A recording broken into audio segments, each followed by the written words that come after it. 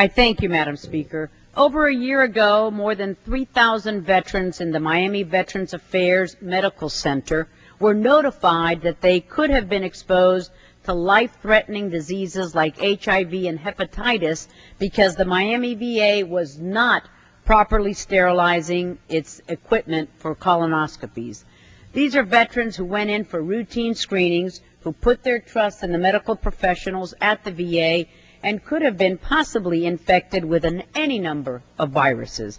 Our veterans who sacrificed so much for our country deserve better than this. When this matter first came to light last year, immediate hearings into the matter were called.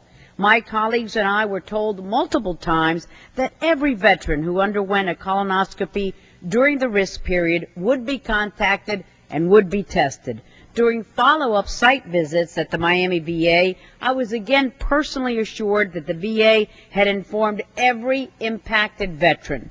Most importantly, both local and national VA officials were certain that real positive changes had been made to restore accountability and trust. Now, Madam Speaker, 1 year later, we find out that an additional 79 veterans might have been exposed to these life-threatening viruses, but were in fact never notified of their risk. Now, we are blessed to have excellent doctors, excellent nurses, excellent healthcare professionals working at the Miami VA, and I'm sure that they are saddened by this repeated problem. I thank this dedicated group of healthcare professionals for caring so deeply about our veterans. They should not be faulted for the problems of a few. This most recent mistake was only discovered by the Miami VA when one of the veterans himself came forward. He wondered why the hospital had not contacted him about his colonoscopy, which was performed during the risk period. Without his coming forward, these 79 potentially impacted patients could have easily gone completely unnoticed. HIV and hepatitis are much more easily treated, and survivability is greatly enhanced, obviously, if the diseases are caught early.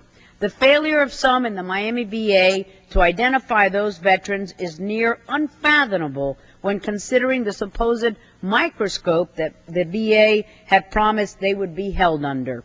Yet 79 veterans still fell through the cracks. Nationally, the VA has promised to deliver on its pledge of greater management, accountability, and trust.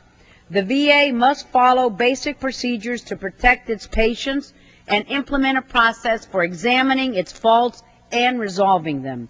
The Miami VA is again contacting every single patient who may have been exposed so that he can be tested and, if need be, treated. The VA must make sure that this tragedy is never repeated and that accountability and oversight are restored. Our country is deeply indebted to the sacrifices made by our courageous men and women who have served in our armed forces. We owe it to them to make sure that they are taken care of upon their return home. This terrible mistake that led our veterans to being potentially impacted with life-threatening diseases cannot be repeated. To restore that lost credibility, the VA must enact new procedures to ensure that similar problems never occur in the future and make sure that there are proper mechanisms in place to resolve any issues that do arise. I know that the Miami VA healthcare professionals have a lot of work ahead of them to rebuild the trust, and they will do so. They will reestablish that bond between each veteran and the most excellent Miami VA Center. Our veterans know and that they deserve to know what went wrong, and more importantly, that it will never happen to a fellow veteran from here on out. Thank you, Madam Speaker, for the time, and I yield back. Thank you. Ms. Capter of Ohio.